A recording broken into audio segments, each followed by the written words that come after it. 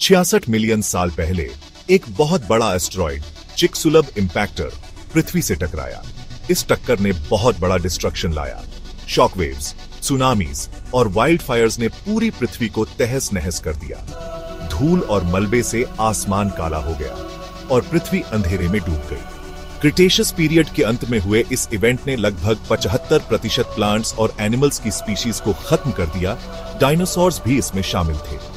इस इंपैक्ट के कॉन्सिक्वेंसेस बहुत दूरगामी और विनाशकारी थे। सूरज की किरणें धूल से ढक गई, जिससे तापमान गिर गया और फोटोसिंथेसिस बंद हो गया। जंगल खत्म हो गए और उनके साथ उन पर निर्भर रहने वाले ज्यादातर जीव भी। पहले के वाइब्रेंट इकोसिस्टम्स कोलैप्स हो गए और उनके पीछे एक वीरान लैंडस्केप छोड़ गए। फिर भी इस डेवास्टेशन के बीच जीवन बचा रहा और एक मरती हुई दुनिया के साये में नए अवसर पैदा हुए।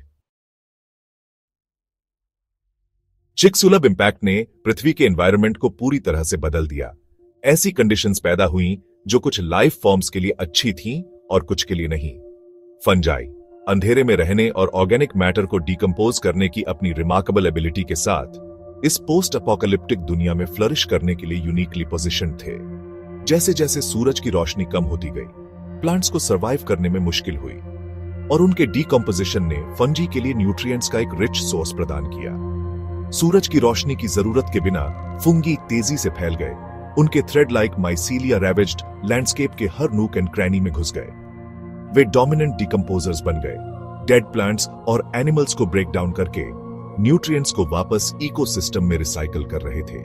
इस फंगल ब्लूम ने पृथ्वी पर जीवन की स्लो रिकवरी में एक क्रूशियल रोल निभाया, नए इकोलॉजिकल रिलेशनशिप्स के इमर्जेंस के लिए स्टेज सेट किया। चिकसुलब इंपैक्ट के बाद एंट्स कई अन्य क्रीचर्स की तरह एक ऐसी दुनिया का सामना कर रहे थे जो उनके एंसेस्टर्स की दुनिया से बहुत अलग थी। उनके ट्रेडिशनल फूड सोर्सेज कम हो गए, जिससे उन्हें अडेप्ट करना पड़ा या पेरिश होना पड़ा।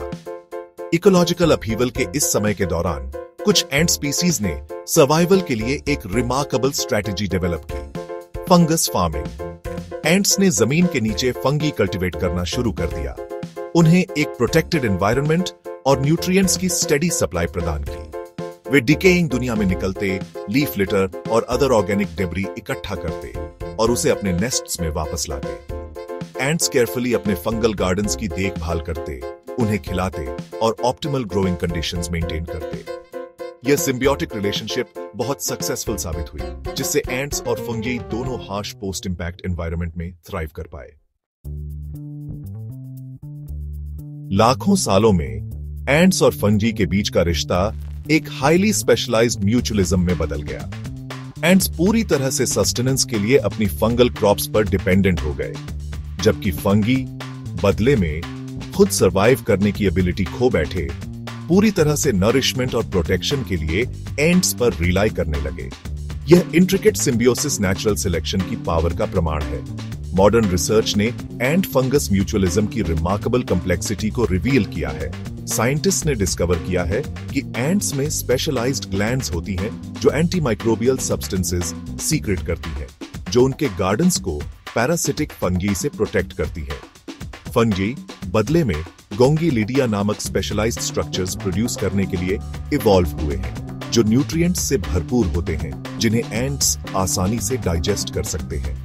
एक्सटिंक्शन की क्रूसिबल में बनी ये एंशिएंट पार्टनरशिप आज भी थ्राइव कर रही है। एनवायरनमेंटल कैटास्ट्रोफी के फेस में को एवोल्यूशन और एडेप्टेशन का एक रिमार्केबल एग्जाम्पल है।